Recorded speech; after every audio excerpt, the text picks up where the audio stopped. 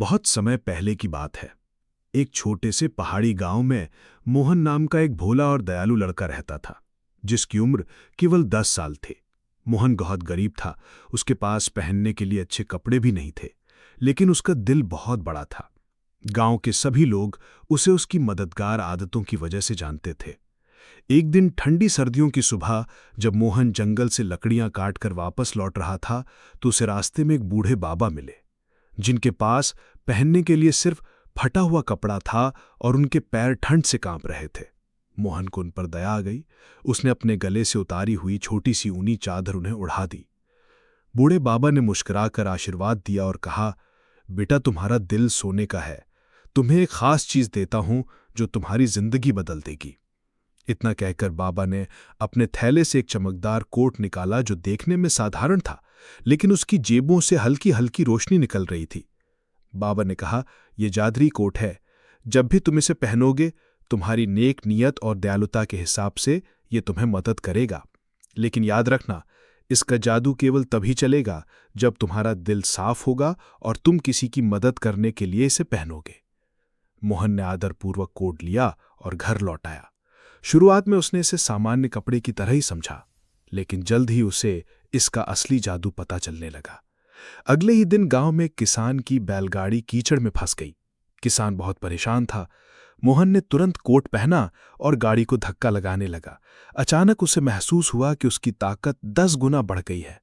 उसने आसानी से गाड़ी को बाहर निकाल दिया। किसान आश्चर्यचकित रह गया और मोहन को ढेरों दुआएं दी। धीरे धीरे गांव में हर कोई मोहन की तारीफ करने लगा कि वो छोटा बच्चा बड़े बड़ों का काम कर देता है। लेकिन मोहन को हमेशा याद रहता था कि ये कोट जादुई है और उसे इसका उपयोग केवल दूसरों की भलाई के लिए करना है। एक बार गांव में भयंकर सूखा पड़ गया। कुएं और तालाब सब सूख गए। लोग परेशान थे। मोहन ने कोट पहना और सोचा कि कुछ मदद हो जाए।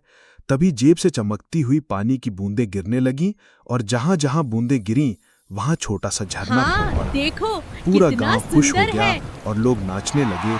सबने मोहन की दया और ईश्वर पर उसके विश्वास की सराहना की।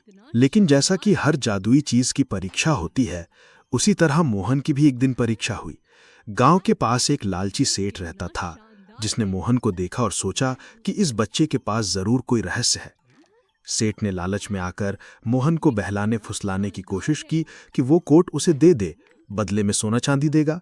लेकिन मोहन ने मना कर दिया, क्योंकि बाबा ने कहा था कि ये कोट केवल नेक इंसान के पास रह सकता है। तभी सेठ ने चालाकी से मोहन के घर से कोट चुराने की कोशिश की, पर जैसे ही उसने कोट पहना, कोट भारी पत्थर जैसा हो गया और सेठ जमीन पर गिर पड़ा। लोग इकट्ठा हो गए और सेठ की चालाकी का पर्दाफाश हो गया।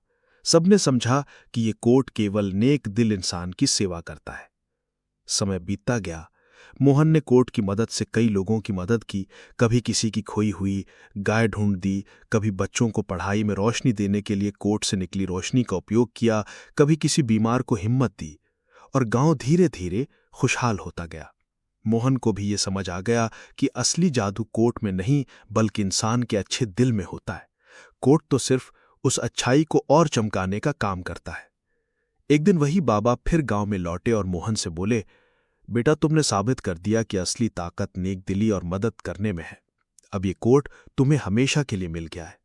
लेकिन याद रखना, इसका जादू सबसे बड़ा तभी होगा जब तुम्हें इसे जरूरतमंदों के लिए इस्तेमाल करोगे।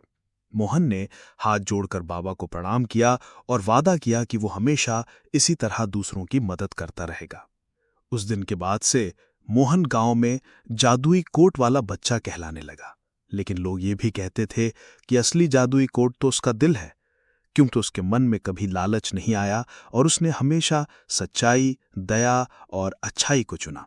बच्चों, इस कहानी से हमें यही शिक्षा मिलती है कि असली जादू कोई चमकदार वस्त्र या चीज नहीं होती, बल्कि हमारा नेक दिल, हमारी मदद करने की भावना और दूसरों के प्रति करुणा ही सबसे बड़ा जादू होता है, जो किसी भी जादुई कोट से अधिक शक्तिशाली होता है।